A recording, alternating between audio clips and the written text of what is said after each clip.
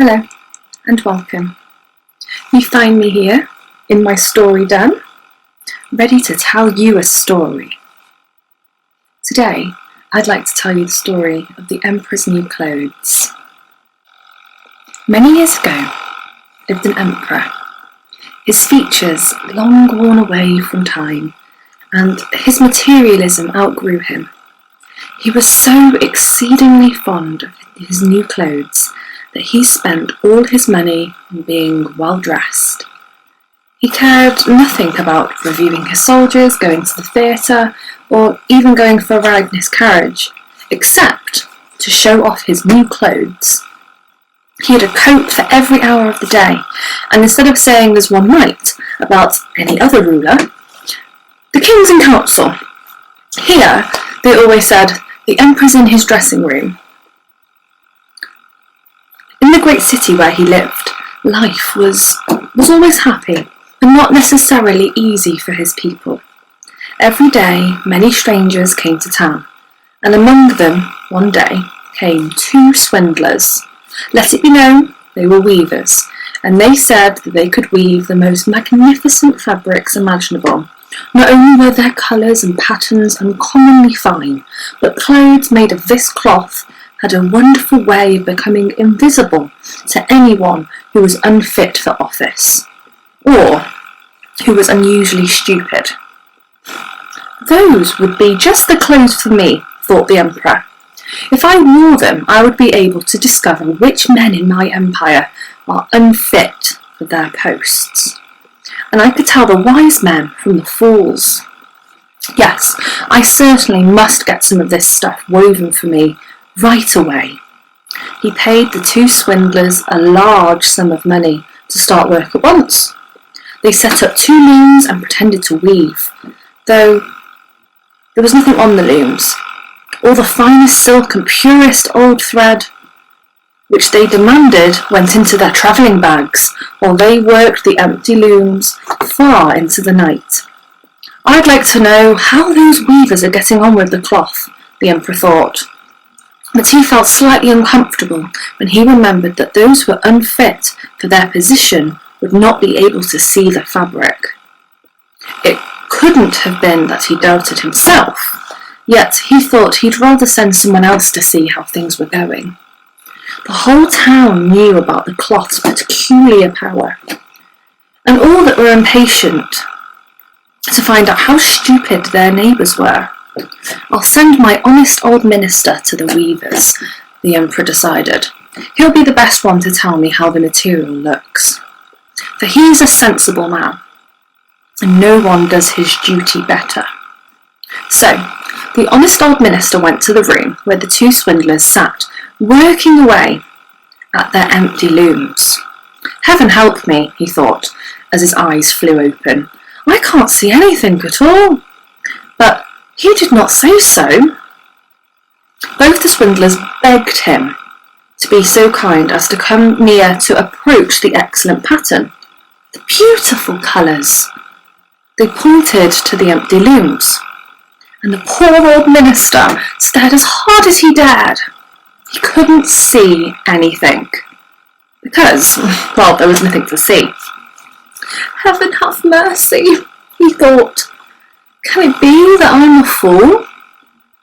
I'd never have guessed it, and not a soul must know. Am I unfit to be the minister? It would never do to let on that I can't see the cloth."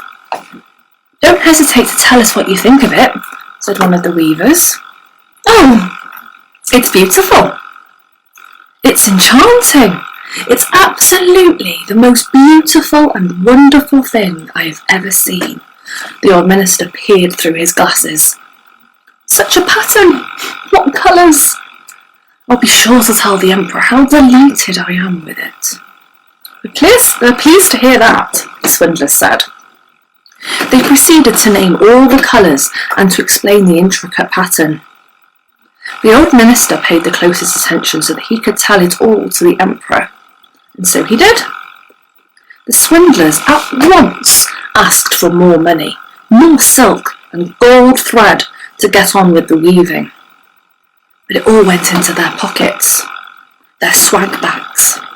Not a thread went into the looms, though they worked at their new weaving as hard as ever. The emperor presently sent another trustworthy official to see how the work progressed and how soon it would be ready. The same thing happened to him that had happened to the minister.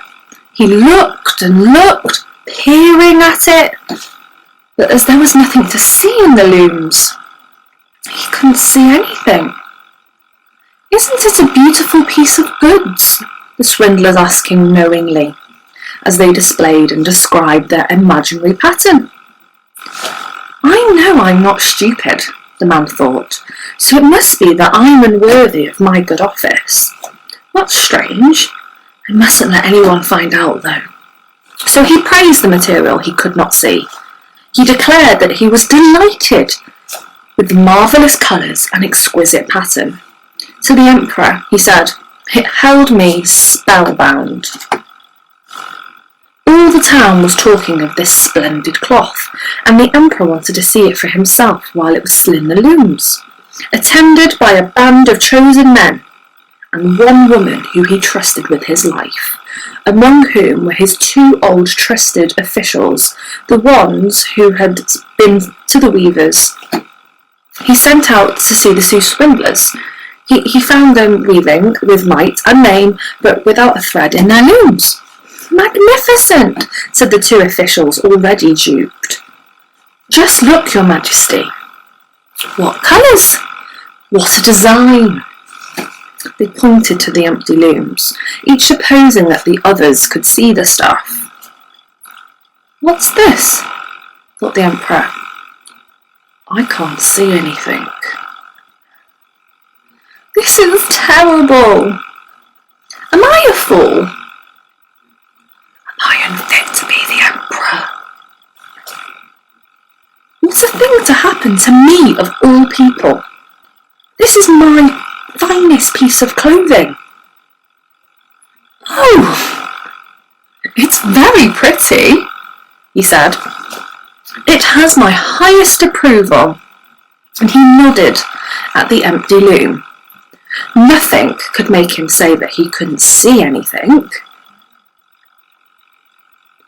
His whole band of people stared and stared and stared, trying to touch the cloth, pretending that there was a magnificent piece there. One saw no more than another, but they all joined the emperor in exclaiming, "Oh, it's very pretty, it's absolutely gorgeous." And they advised him to wear the clothes made of this wonderful cloth, especially for the great procession he was soon to lead. "Magnificent! Excellent! Unsurpassed!" were bandied from mouth to mouth, and everyone did his best to seem well pleased. The emperor gave each of the swindlers a cross to wear in his buttonhole, and the title of Sir Weaver. Before the procession, the swindlers sat up all night and burned more than 6 candles to show how busy they were, finishing the emperor's new clothes. They hid a couple of the candles, just for later. They pretended to take the cloth off the loom. They made cuts in the air with huge scissors, and at last they said, "Now, the emperor's new clothes are ready for him." Then the emperor himself came with the noblest noblemen, and the swindlers each raised an arm as if they were holding something.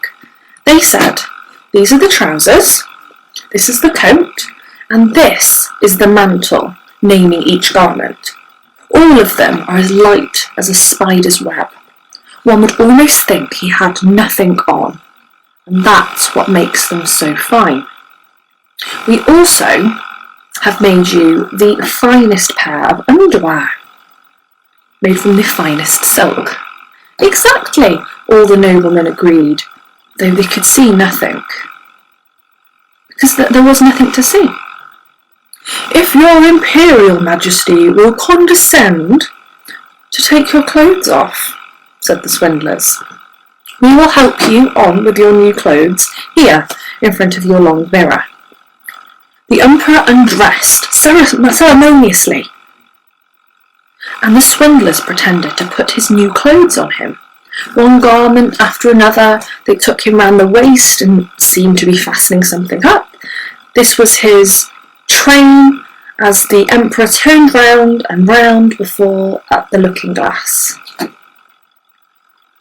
"How well your majesty's new clothes look!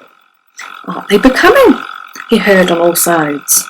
"That pattern, so perfect, those colours, so suitable. It is a magnificent outfit. You look wonderful."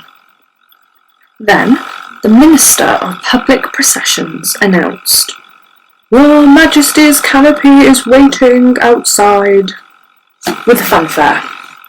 "Well, I'm supposed to be ready," the Emperor said, and turned again for one last look in the mirror, turning his head round. Vogue. It's a remarkable fit, isn't it? He seemed to regard his costume with the greatest interest. The noblemen who were to carry his train stooped low and reached for the floor as if they were picking up his mantle. He asked for his golden shoes from his wardrobe to be fitted onto his own feet. Then they pretended to lift and hold it high. They didn't dare admit they had nothing to hold. So, off went the emperor in procession under his splendid canopy in nothing but golden shoes. Everyone in the streets and the windows said, "Oh, how fine are the emperor's new clothes! Don't they fit him to perfection? And see his long train." Nobody would confess that he couldn't see anything, for that would prove him either unfit for his position, or a fool. No costume the emperor had worn before was ever such a complete success. "But he hasn't got anything on," a little child said. "Did you hear such innocent prattle?" said its father. And one person whispered to another what the child had said. He hasn't got anything on. A child says he hasn't got anything on. Do you think we can say it now?" They all looked at each other, as if the child had allowed them to say, "But he hasn't got anything on." The whole town cried out at last. The emperor shivered. "Ooh, it's cold," for he suspected they were right. He looked for the weavers, but they were nowhere to be found. But he thought, this procession has got to go on. So he walked more proudly than ever, as his nobleman held high the train that wasn't there at all. Thank you.